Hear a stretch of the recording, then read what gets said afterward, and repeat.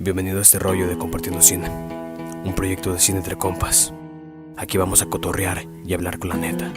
Y compartiremos experiencias para que te sirvan a ti y pierdas el miedo a todo este desmadre y comiences a crear. Esto es Compartiendo Cine.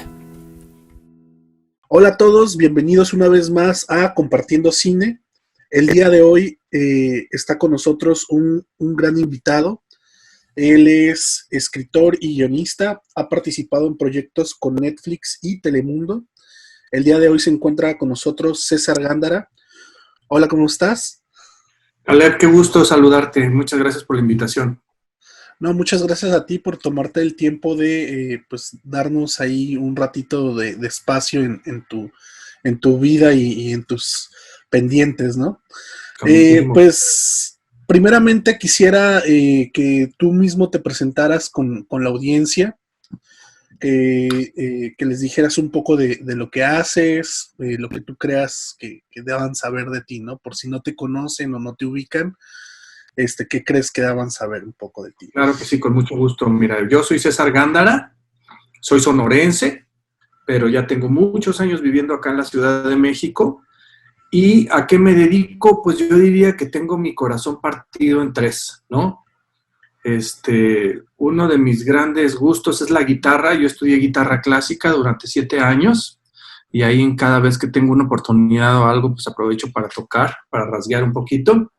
También estudié literatura, yo soy escritor, ¿no? Tengo varios libros publicados de cuento y de novela. Escribo un poco de teatro también. Y la tercera, que es por la que me invitaste, es que también soy guionista. Escribo guiones de cine y de televisión. Por cuestiones laborales me ha tocado escribir más guiones de televisión que de cine, pero las dos son algo que disfruto muchísimo. Y actualmente estoy trabajando ahora del otro lado, del lado de la producción. Ahora soy gerente de desarrollo de una productora que se llama Dynamo, que es una productora colombiana, pero que es una productora pues, que ha estado creciendo mucho en los últimos 10, 15 años. Ellos empezaron a hacerse famosos porque fueron los que produjeron Narcos, la temporada 1 y 2, y a partir de ahí empezaron a generar contenidos propios y así, y ahorita ya tienen oficinas en México, en Colombia obviamente, en Estados Unidos y en España. Y a mí me toca pues revisar justo todo el tema de desarrollo de todos estos países. Ok, qué padre, qué padrísimo. Pues una de las cosas que me encontré cuando hice una búsqueda así rápida por Google, era esto mismo, que ahí en tu ficha de Google apareces como escritor, ¿no? De cuentos y novelas. Uh-huh. Y pues ahorita estás como guionista, has participado en algunos proyectos, también ahí vi en tu IMDb. ¿Cómo pasas? Porque por lo menos las fechas que están ahí de algunos cuentos publicados y todo eso ya son casi como de la década pasada, y luego viene como otra etapa que te dedicas a ser guionista. ¿Cómo brincas de esta etapa de escribir cuento, novela, narrativo, a escribir para pantalla, escribir para cine? ¿O cómo fue esa transición? Bueno, es muy chistoso, fíjate. Yo digamos que mi formación, primero fui escritor, ¿no? Y sigo siendo escritor, sigo publicando libros. Ahorita estoy terminando una novela. Mi novela pasada se publicó en el 2018, o sea que sigo en activo en cuanto a libros, a literatura. Pero sí, efectivamente, yo empecé primero escribiendo literatura. Y por cuestiones de necesidad, pues yo tenía que hacer muchas cosas, como a todos nos toca, ¿no? Entonces, pues en ese tiempo estaba dando clases de escritura, estaba dando clases de cuento en la SOGEM, y además estaba escribiendo discursos para, pues ahorita, prominentes políticos que ya en aquel tiempo también ya eran famosos, pero no tanto como ahora. Y a la vez tenía que escribir mis cuentos y mis novelas y así, ¿no? Entonces, de repente no me daba el tiempo para hacer las cosas. Entonces, de repente ya no tenía, por ejemplo, tiempo para escribir el discurso del político, y que decía, puta, pues ¿y ahora qué hago? Pues agarro un cuento y se lo doy, ¿no? O a veces no tenía tiempo de llevar un cuento para la escuela y pues agarraba un discurso y me lo llevaba, ¿no? Entonces, pues me empecé a dar cuenta que funcionaba, ¿no? Y me empecé a dar cuenta que había un lenguaje, es una broma, ¿no? Ujú. Es un lenguaje que está compartido tanto en el discurso político, como en el teatro, como en la literatura, como en los guiones de cine, que es contar historias, ¿no? Yo aprendí a contar historias de esa manera y luego después vinieron oportunidades para trabajar en televisión primero, ¿no? Yo he escrito algunos cortos y todo, tengo 2 guiones de cine que todavía no se han llevado a la pantalla, pero mi primera oportunidad en el mundo audiovisual fue una telenovela. Y fue una telenovela muy, muy, muy curiosa porque estaban en TV Azteca que tenían ganas de hacer algo diferente. Estaban Ok. buscando romper la fórmula, no sé qué, la clásica, ¿no? Lo que siempre dicen. Y entonces invitaron a un equipo muy extraño a escribir esta telenovela. Esta telenovela la estaba dirigiendo un actor que en ese tiempo estaba empezando a dirigir, que se llama Fabián Corres, y reunió un equipo de unas características muy, muy, muy simpáticas, ¿no? Uno de ellos era yo, que era narrador. Otro de ellos era Gibran Portela, que es dramaturgo y ahorita pues ya lo conocemos por películas como Güeros, La Jaula de Oro, la última peli de Amata Escalante también la escribió él, ¿no? O sea, ya ahorita como que ya tiene una trayectoria muy, muy reconocida, pero en ese tiempo pues él era más que nada, digo, ya había escrito algo de cine, pero más que nada era dramaturgo en ese entonces. Y el otro escritor era Michael Rowe, que no sé si habrás escuchado de él, pero pues Michael Rowe pues tiene el mérito de haberse ganado el premio de la Cámara de Oro en Cannes. Y pues ahí estábamos los 3 y la jefa de escritores era una chica, Gloria Bautista, que ella era la única que tenía experiencia en hacer telenovelas, ¿no? Entonces era un caldo de cultivo súper extraño, súper disímbolo, pero pues empezaron a salir como cosas muy, pues que a nosotros nos dejaban muy satisfechos, ¿no? Y así fue como empecé a hacer mi carrera dentro del audiovisual. Ya después, una vez que terminamos ese proyecto, que por supuesto le fue malísimo, ¿no? Porque pues no tenía nada que ver con las telenovelas a las que el público mexicano estaba acostumbrado, le fue súper mal, la sacaron rápido del aire y yo ya empecé, a mí me sirvió eso como una cuña para poder entrar en ese medio, que en aquellos tiempos era un medio muy difícil para entrar, muy competido, estaba muy amafiado, ¿no? Entonces, era muy difícil poder entrar ahí, pero pues a mí me sirvió como cuña para poder entrar ahí y a partir de entonces empecé a hacer guiones y hasta la fecha, ¿no? Que ya, eso fue aproximadamente en el 2009, o sea, ya 11 años haciendo guiones. Muy bien. Con esto que me mencionas cómo inicias en el guionismo y todo eso, eh, tengo esta duda y es, dices, todas las formas de escritura tienen algo en común que cuentan historias, ¿no? Pero tú, cuando pasas de escribir novelas o escribir cuentos de literatura a un formato de escritura para pantalla, ¿con qué retos te encontraste o qué diferencias viste o qué cambia? No, pues Porque bueno, tú estás diferencias aquí hay muchas. entre las dos cosas, ¿no? Entre la Exacto, literatura y el cine, ¿no? así es. Pues mira, diferencias hay muchas, o sea, así como hay muchas similitudes, también creo que hay muchas diferencias, ¿no? Y una de las más marcadas y más notorias, pues es el lenguaje. O sea, la manera con la que trabajas las historias, ¿no? No es lo mismo hacer una obra de teatro que hacer un cuento o una novela, que hacer un guión cinematográfico o de serie de televisión, ¿no? ¿A qué me refiero con esto? Pues que, por ejemplo, cuando tú escribes un cuento o una novela, el medio con el cual tú transmites es la palabra escrita, ¿no? Y entonces el recurso con el que tú vas a formar las ambientaciones, los universos, los personajes, los aromas, las sensaciones, ¿no? Las imágenes, todo lo vas a recrear a través de la palabra. Entonces, pues necesitas tener un conocimiento muy profundo de la palabra, de cuáles son sus características, cómo funciona una frase larga, cómo funciona una frase corta, ¿no? Para poder expresar en ese medio emociones, historias, personajes, universos, ¿no? Cuando tú quieres hacer una obra de teatro, pues también vas a crear imágenes, expresiones, universos, aromas, sentimientos, emociones, pero ahí la palabra escrita no sirve para nada.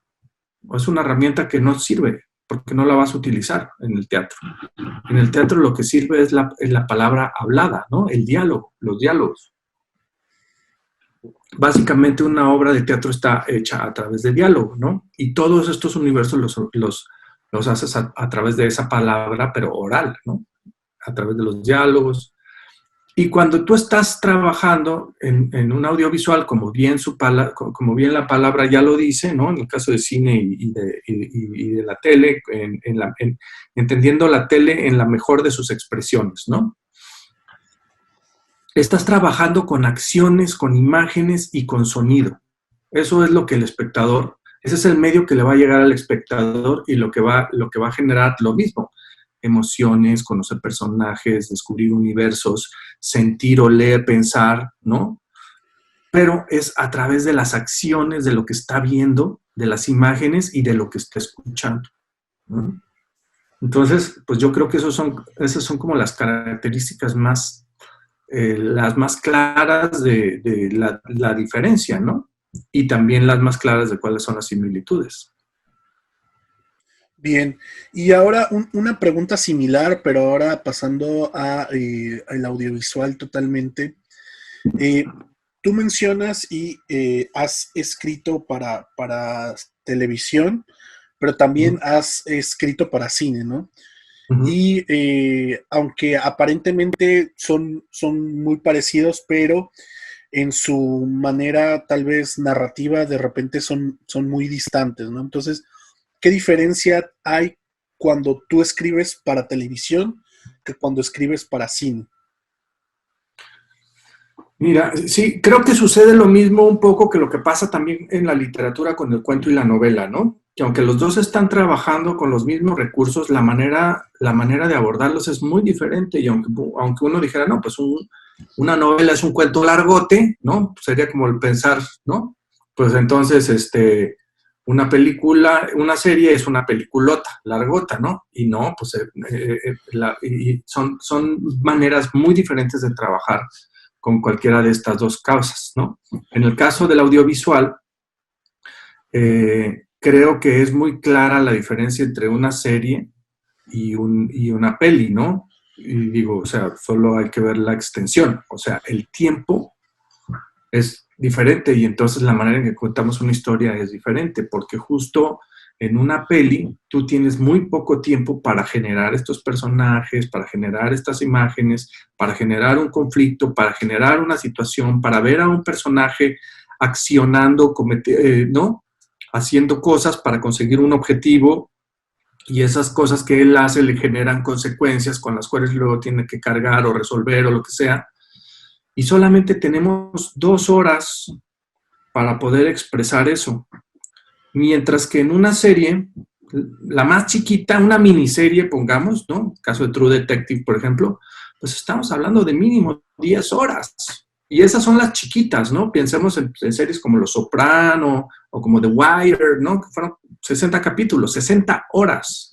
Fueron 60 horas para contar una historia. Entonces el procedimiento, solamente por eso no puede ser igual, ¿no?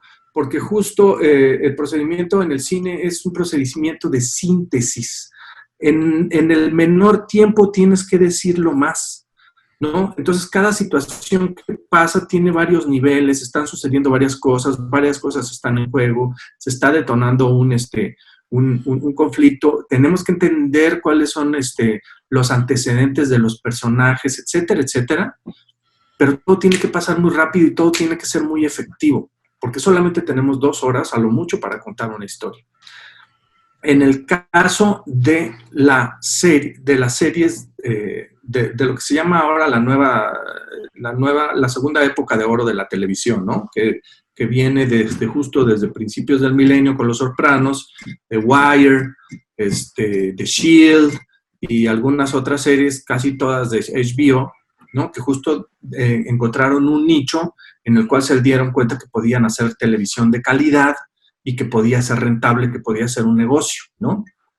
¿Y qué fue lo que descubrieron estas personas? Pues descubrieron que justo la única manera de poder tener televisión al nivel del cine era no compitiendo con él, ¿no? Se dieron cuenta que la tele tenía herramientas o virtudes que el cine que no poseía y se dedicaron a explotar eso en lugar de querer competir con el cine. O sea, ya no quisieron hacer cine, sino más bien se dieron cuenta que las series de televisión, las series premium, como estas series que estoy hablando, eran series de gran calidad, donde también se podía trabajar mucho en la calidad de la imagen, se podían contratar grandes actores y grandes directores, pero para eso se necesitaban contar grandes historias.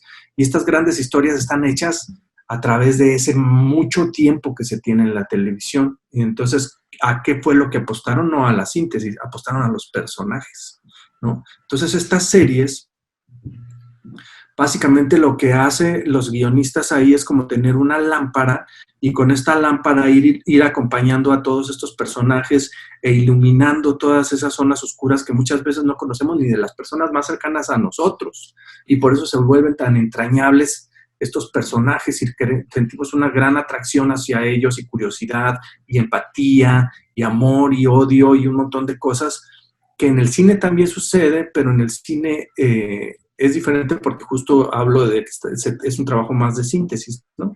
Entonces imagínate tú a actores como, pues a estos actores de grandes niveles que de repente le dices, oye, tienes la oportunidad de explorar un personaje que está súper increíble durante 60 capítulos, pues tú sabes lo que eso es para un actor, el reto actoral o sea, es algo súper atractivo, ¿no? Y entonces la gente de cine empezó a voltear a la televisión, empezó a ver cosas que se querían hacer y empezaron a querer hacer televisión, ¿no? Y es un poco el boom que estamos viviendo en este momento, ¿no? Ahorita ya no sabemos ni siquiera para dónde va la tele, creo que ahorita hay demasiada oferta, ¿no? Yo creo que incluso más que demanda, y esto pues no tengo idea de dónde va a parar, pero pues ahorita estamos viendo un super boom de la televisión gracias al streaming, ¿no? Y justamente eso te quería preguntar.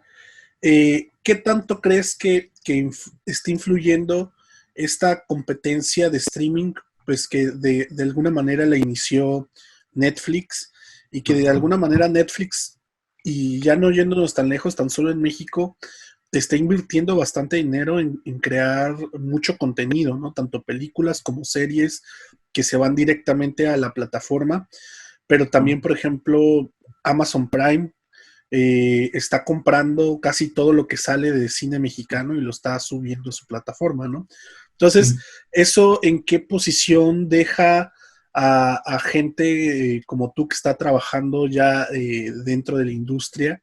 Mira, ya hablando del cine particularmente, creo que ahí son como dos modelos, ¿no? Que bien estás mencionando. A lo mejor me equivoco, pero según yo, Amazon Prime todavía no ha hecho pelis para su plataforma. O sea, normalmente Amazon Prime deja que se estrenen las pelis en el cine y luego ya las compra y las sube, lo cual me parece muy bien, ¿no? En el caso de Netflix, ahí sí no pasan por plataforma nunca, salvo el caso de Roma, creo, ¿no? Bueno, y el de Scorsese, ¿no? Que sí se vieron en el cine. Pero todas las demás tengo entendido que esas sí no salen, o sea, entran directamente a la plataforma y ellas se quedan con ella.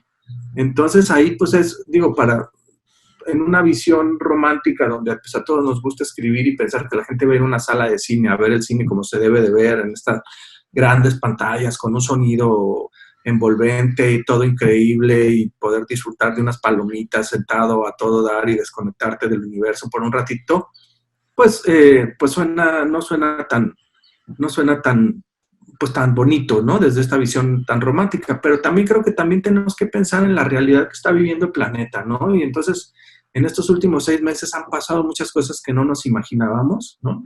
La pandemia, por ser más específico, y las reglas del juego están cambiando gruesísimo. O sea, más bien yo ahorita lo que me pregunto es qué va a pasar con todos los teatros, ¿no?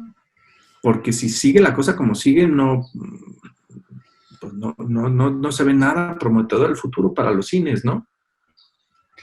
Y en ese sentido, pues las plataformas pues siguen siendo un gran medio para poder seguir viendo películas, ¿no? Entonces, creo que ahorita estamos viviendo un momento muy, muy, muy especial que nunca antes se había vivido y es como interesante. Yo estoy muy atento para ver lo que sigue porque realmente tengo mucha curiosidad de saber en qué va a terminar esto. Pero en cuestión de trabajo y de oferta de trabajo, ¿eso ha generado más oferta de trabajo en el campo, por ejemplo, lo que tú te desarrollas, o se ha cerrado más, ¿no? Por ejemplo, hace rato me mencionabas, antes la industria era más cerrada y gracias a esta pequeña oportunidad que tuve, me pude meter, ¿no? Ahorita, para alguien que quiere iniciar a escribir, ser guionista, ¿crees que hay más oportunidad que cuando tú empezaste o sigue siendo igual de cerrado? Híjola, mira, lo que pasa, te voy a hablar desde dos lados. Te voy a hablar desde como escritor y te voy a hablar desde como productor, ¿no? Porque ahorita te digo que ya me toca estar también desde el otro lado y me toca ver muchas cosas que no veía antes. Como escritor, yo te puedo decir, y te lo firmo y te lo aseguro, y no hay que ser un genio para darse cuenta que hay un montón de series, lo que te decía ahorita, ¿no? Hay demasiada oferta en el mercado, y pues para hacer esa oferta, pues finalmente se tiene que tener pues talento para escribirlo, ¿no? Personas que escriban eso. Justo tú acabas de mencionar que Netflix está abriendo ya oficinas en México y que va a ser la base para todo un proyecto de inversión fuertísimo que tienen hacia toda Latinoamérica, pero están muy interesados ahorita en México. ¿Por qué en México? Te preguntarás tú, pues la respuesta es muy sencilla. O sea, en México hay 120 millones de personas. De esas 120 millones no tengo ahorita el número de cuántos son suscriptores de Netflix, pero estamos hablando por lo menos de 20 millones. 20 millones de suscriptores. O sea, ¿sabes lo que es eso? Es un montón de dinero. Entonces somos un mercado muy importante para Netflix. México es muy importante para Netflix. Y hay otros países también que, pues que digo, también consumen y todo, pero pues simplemente por el nivel de población, pues no tienen el número de consumidores que tiene México. Por eso están tan interesados en México. Otro mercado también súper importante es Brasil, porque también por las mismas razones, ¿no? Entonces, si están buscando este mercado, pues obviamente también están buscando contenido para los mexicanos. O sea, o sea, sus series premium y todas estas de Scorsese y todas estas de Cronenberg y todas esas las van a seguir haciendo para todo el mundo y nos las van a seguir ofreciendo. Pero ellos están interesados en un plus para tener la atención de este mercado. Entonces están empezando a generar, pues no muchísimo, pero sí ya están generando bastantes series ya hechas en México para el público mexicano, ¿no? Entonces, en este sentido, pues sí, la respuesta es sí, hay muchísimo trabajo. Y si hay muchísimo trabajo, pues lo más lógico sería pensar pues que va a haber oportunidades para empezar a escribir, ¿no? Pero pues ya estando del otro lado también te das cuenta, pues que, por ejemplo, en el caso de Netflix, pues Netflix es un cliente muy especial, ¿no?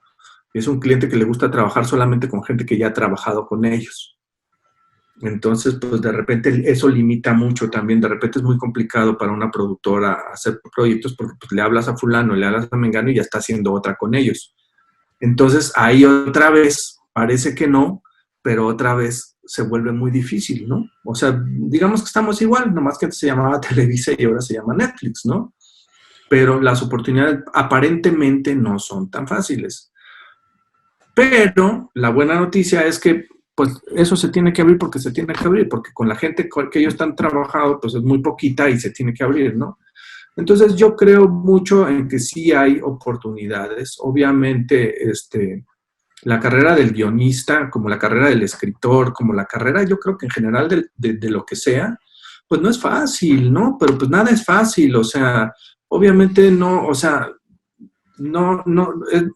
son muy raros los casos de alguien de que entró a estudiar para ser guionista y salió y ya tenía chamba. O sea, hay que hacer muchas cosas en el camino, hay que irse fogueando, hay que ir agarrando experiencia, hay que ir agarrando la confianza de los productores. Entonces, a lo mejor al principio, pues no empiezas como, no te sueltan un guión, pues a lo mejor al principio estás ahí como de asistente y luego te empiezan a soltar unas escenas y luego te ponen a escaletear, porque además en el guionismo, a diferencia de la escritura literaria, hay como varios, y cuando estamos hablando de guionista de series, pues es un trabajo que normalmente te dan poco tiempo para hacerlo, ¿no? Entonces, como es un tiempo relativamente corto para hacer una cosa tan larga, normalmente casi siempre son equipos de escritores, o sea, no es como en el cine que es uno o dos guionistas, ¿no? Y normalmente uno de esos dos guionistas es el director, que nomás le está tirando como línea al guionista que va aterrizando todo. Pues acá no, acá estamos hablando de grupos de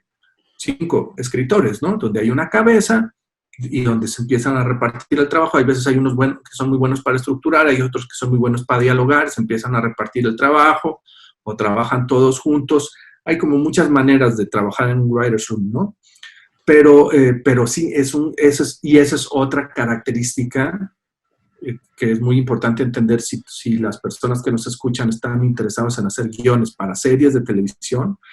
Tienen que tener muy claro que el guionista de televisión es una pieza de un engranaje muy grande y donde lo fundamental es el trabajo en equipo, ¿no? Muy bien. O sea, estos escritores de temperamentos así como más, pues más como se usaban antes, ¿no? Así tipo, lo que les venían diciendo divas, ¿no?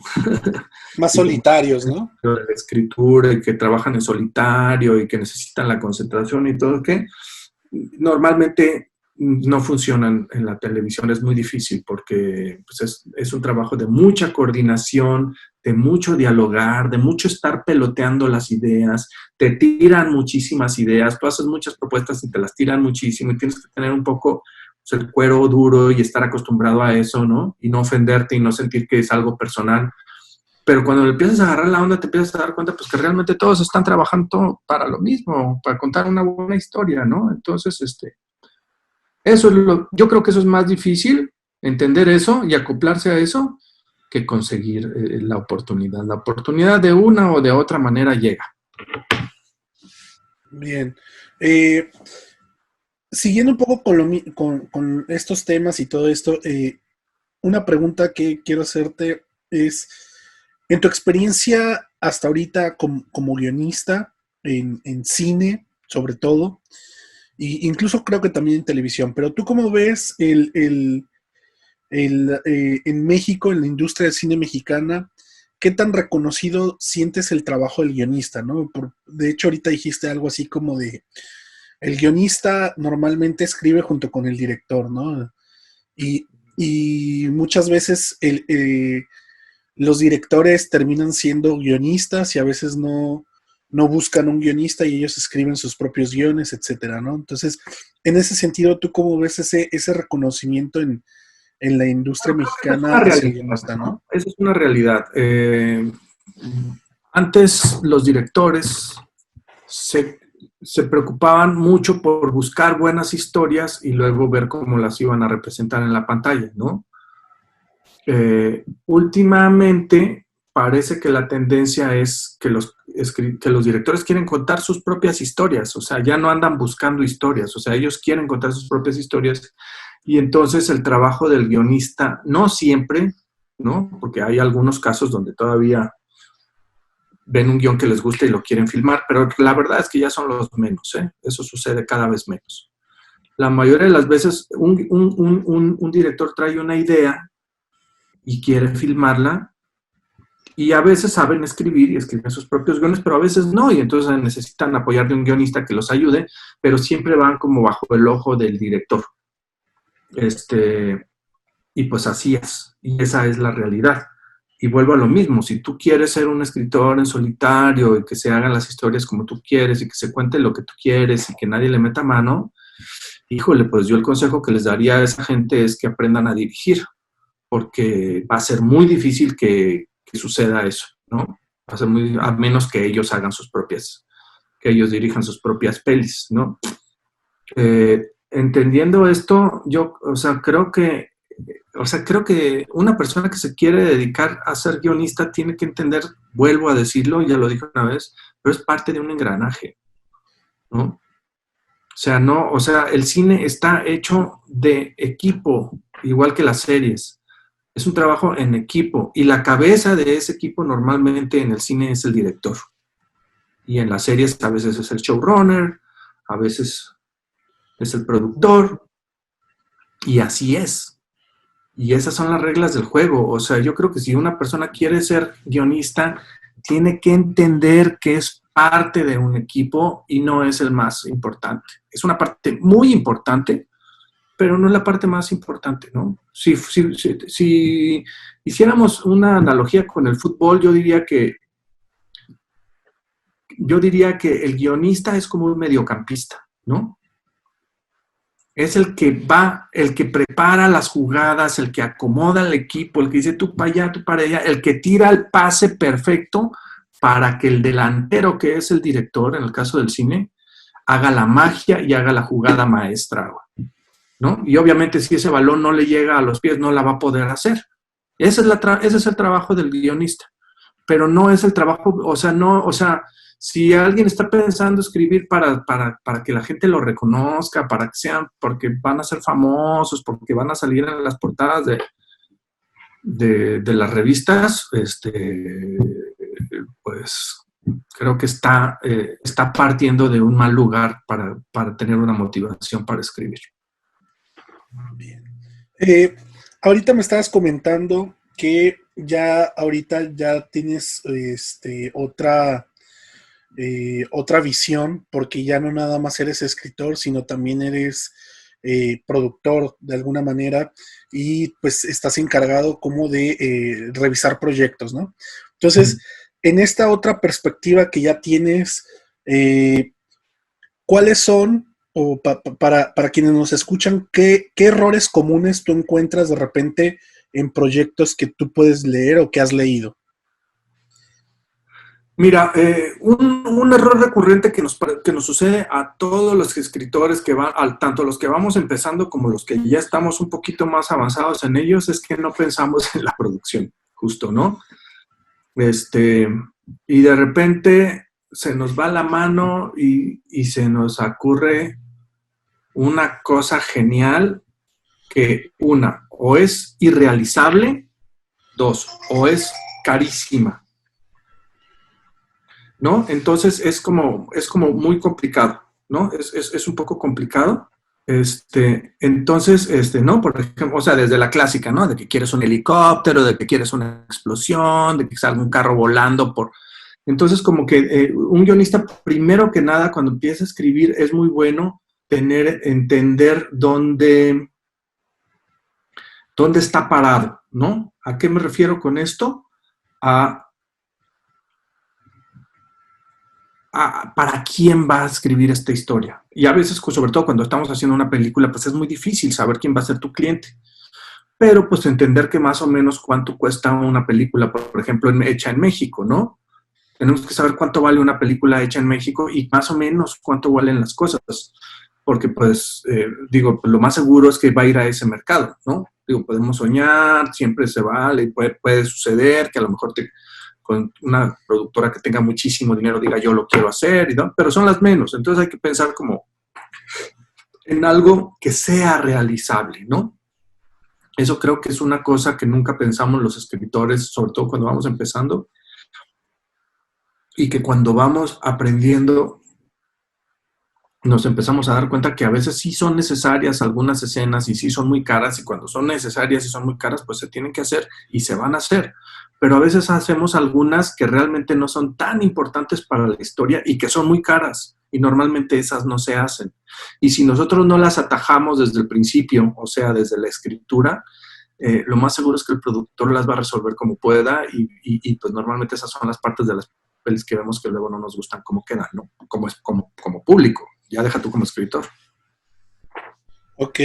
Y otra cosa que te quería preguntar es, ¿qué espacio ves para el cine de género, cualquier tipo de género, y ya no solo quizás cine, sino también en televisión, porque ahorita yo creo que el cansancio de la audiencia e incluso de la misma gente que de repente hace cine es otra comedia romántica más, ¿no? Y cada año se estrenan como 10 comedias románticas y dicen, bueno, ¿qué hace falta o qué se necesita para fomentar otro tipo de género, ¿no? O tú qué ves tanto del lado como guionista, como del lado ahorita de productor de proyectos.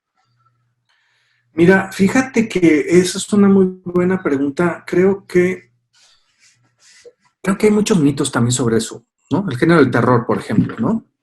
El género del terror siempre se le ha llamado un género de nicho, que es para muy pocos, y que no es que, pero siempre que sale una película de terror siempre es un éxito.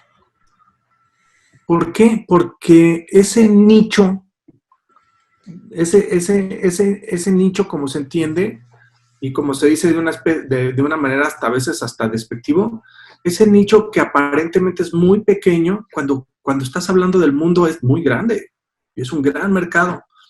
Y normalmente las personas que nos gusta el terror, nos gusta y lo vemos y no es un problema que la película esté en coreano, por ejemplo, ¿no? O en japonés. No como el caso de una peli romántica, por ejemplo, que para un gringo no va a ver una comedia romántica en español o en coreano. Es muy raro que lo vaya a ver, ¿no? Si no está en inglés, no les gustan verlas. Y en el mercado del terror, en este nicho, tú no tienes ningún problema con ver una peli en otro idioma con subtítulos, ¿no? Entonces realmente es un mercado que funciona mucho y un poco mi experiencia viendo así las plataformas y todo, es un mercado que les interesa, ¿eh? Obviamente el que más les interesa, como bien lo dices, es la comedia romántica, y otro mercado que que uno no está tan enterado, pero que también le va siempre muy bien es el thriller, ¿eh? Al thriller también siempre le van bien a los thrillers. Pero después de esas dos que son como siempre, bueno, y el drama también, ¿no? Sí, son como muy socorridos los más interesados, pero después de esos, quizás el terror es un género que siempre les interesa.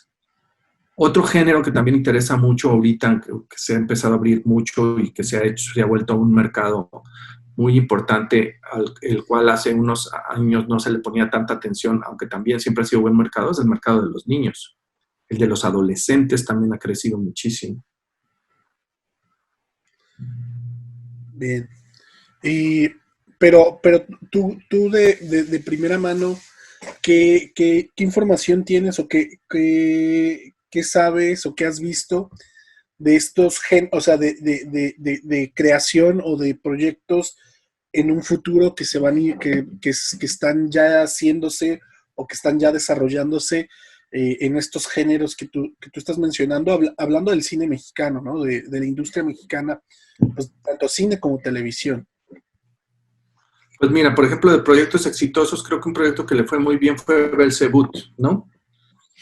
Belzebut salió en los cines, le fue muy bien, ahorita ya está en Amazon, estuvo en un portal, ahorita no recuerdo el nombre de este portal de terror que es como muy afamado, muy reconocido, y ahí estuvo en primer lugar de visto durante no recuerdo cuántas semanas. O sea, es una peli que le ha ido muy bien.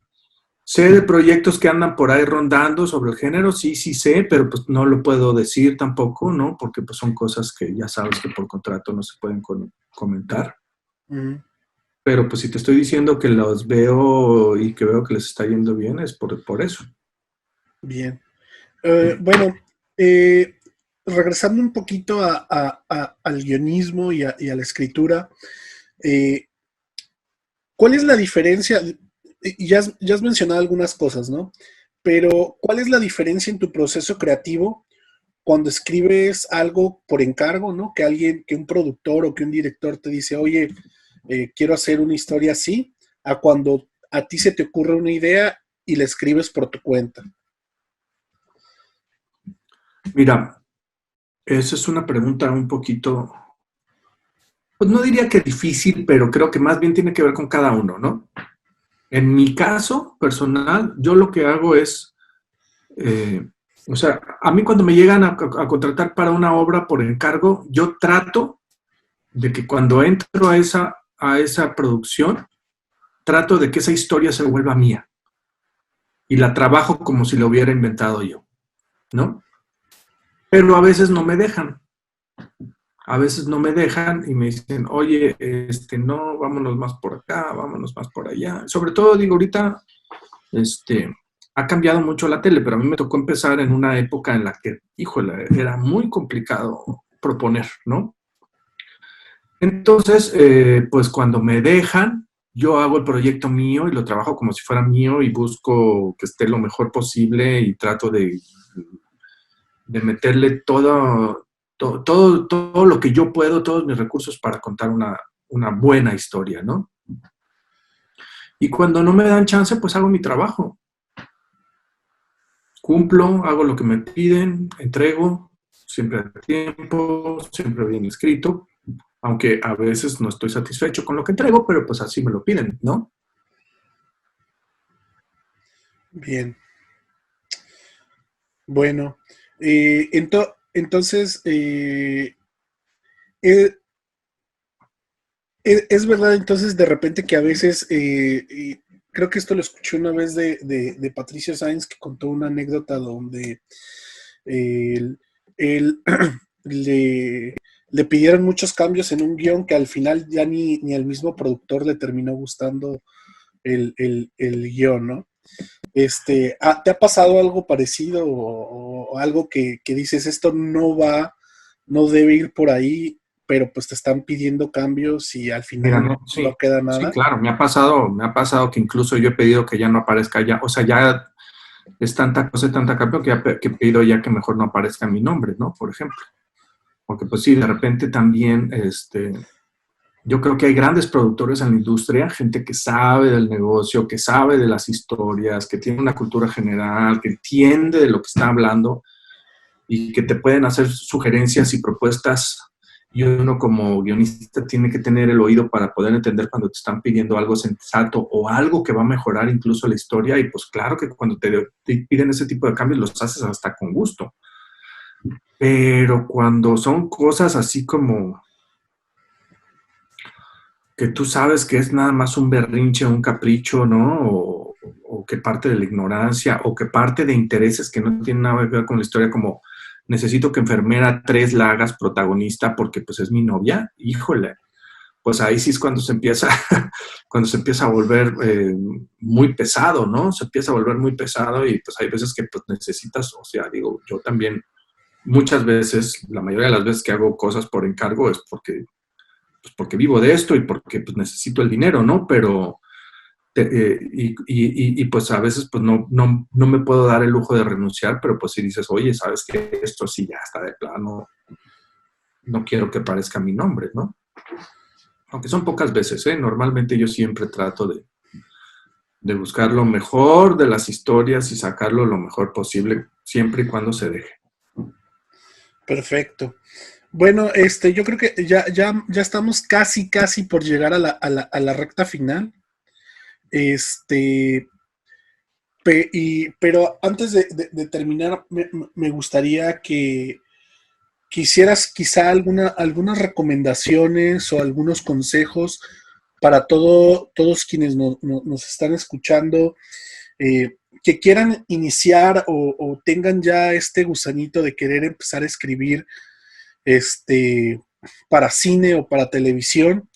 ¿Qué consejos les puedes dar? Y también que extiendas una invitación pues a que pierdan el miedo, ¿no? A que lo intenten y lo hagan, Claro, ¿no? yo creo que eso que estás diciendo, Caleb, es lo más importante. Primero que nada, que pierdan el miedo, que quieran contar historias y por lo tanto, ahorita si están empezando, tienen la gran oportunidad maravillosa y que envidio yo muchísimo de poder contar lo que quieran, ¿no?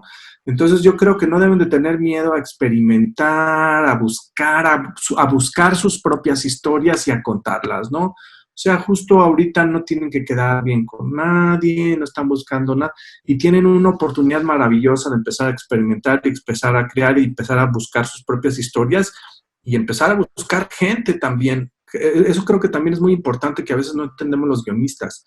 Hay que acercarnos a la gente que también está metida, hay que conocer directores, hay que conocer productores, hay que conocer iluminadores, hay que conocer gente que se empiece, que esté en lo mismo que nosotros, pero que tenga otros conocimientos y que de repente se puedan hacer equipos para empezar a hacer cosas, ¿no? Porque de repente, pues sí, está muy padre y haces un gran esfuerzo y tomas un taller y estudias por acá un libro y un manual por acá y terminas con muchísimos esfuerzos un guión y luego, ¿qué pasa con ese guión? Pues que ahí lo tienes guardado, ¿no? O sea, también es como empezar a entender que esto es un trabajo en equipo, vuelvo a insistir mucho en eso, y por lo tanto hay que empezar a hacer equipo con la gente, empezar a acercarse con la gente. Tú dices, no, pues es que aquí donde yo vivo, pues no hay muchos. Pues no habrá muchos, pero habrá alguno. Y si hay alguien que no sabe, a lo mejor hay alguien que también va a querer aprender, igual que tú, y juntos se pueden ir motivando y empujando el uno al otro para empezar a hacer cosas. Y cuando uno empieza a hacer cosas y le mete el corazón, y son cosas que te gustan, le van a gustar a los demás y vas a llamar la atención de los demás y se te van a acercar y te van a empezar a decir, oye, ¿por qué no hacemos esto? ¿Por qué no hacemos lo otro? ¿No? Un poco así es como funciona esto. Creo que es un trabajo de mucha pasión y si tú le metes todo el corazón vas a ver frutos, ¿no? A veces se tardan, o sea, no digo que sea luego, pero los ves, tarde o temprano llegan, siempre llega la recompensa. Muy bien. En esto último que estás diciendo, no quisiera que se me pasara, hay un libro de guionismo que es el de guión de Robert McKee, dice, él mismo dice, pues, si quieres tener, por así decir, éxito como guionista, o ya que estés trabajando activamente dentro de la industria, pues tienes que mínimo dedicarle 10 años a estar escribe, ¿no? ¿Tú cómo ves eso? Digo, en tu experiencia y que ya tienes bastante tiempo escribiendo desde literatura y ahorita televisión y cine,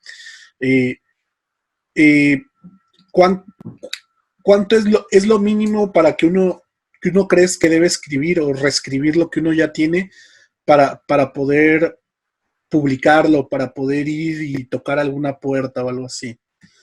Híjole, no, pues no, ojalá y pudiera tener esa respuesta, Caleb. Creo que no hay una respuesta para eso. Eso depende de cada quien. Hay gente que es muy rápida y muy talentosa, hay gente que somos muy lentos y nos tardamos mucho en poder entregar algo más o menos aceptable. O sea, cada quien tiene su ritmo, cada quien tiene su manera de hacer las cosas.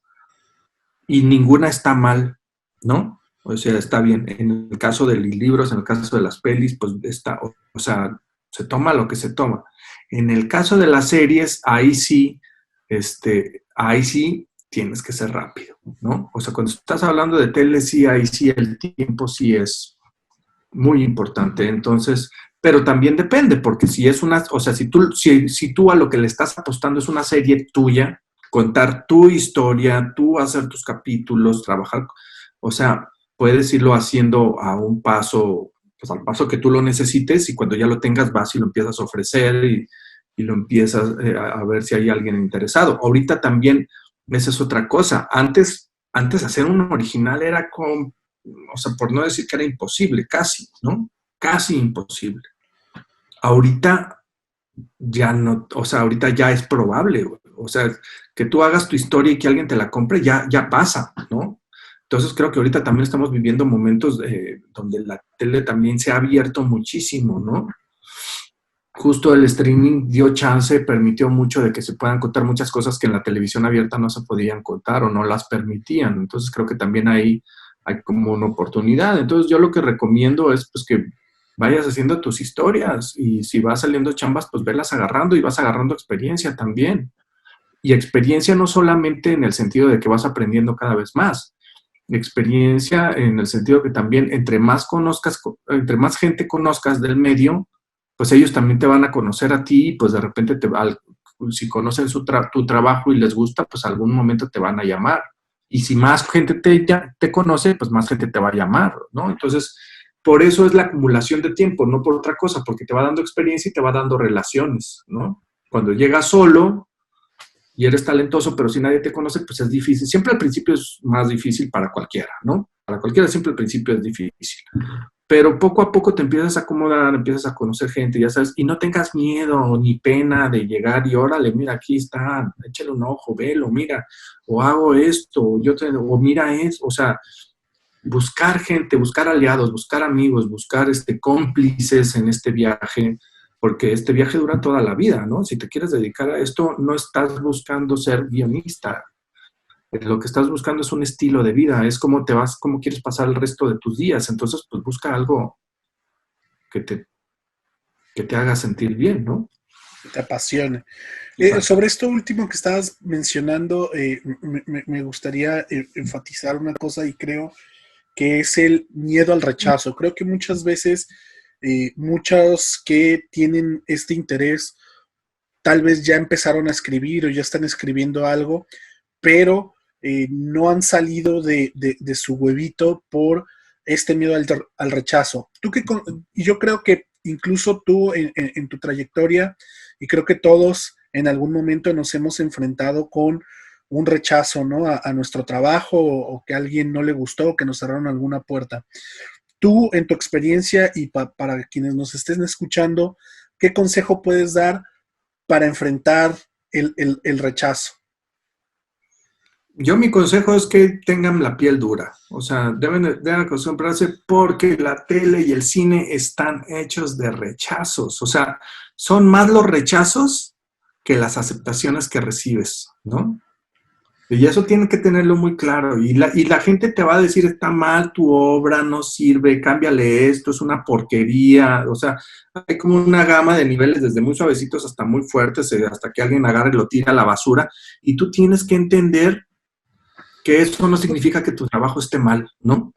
Significa que pues no está funcionando para esa persona y eso no, y no porque alguien tire tu guión a la basura, te vas a ir a tu casa a encerrarte y a no volver a escribir. O sea, si realmente te apasiona, tienes que superar eso, ¿no? Pero eso es algo que va a suceder y que va a suceder muchísimo. Eso también lo tienes que tener consciente.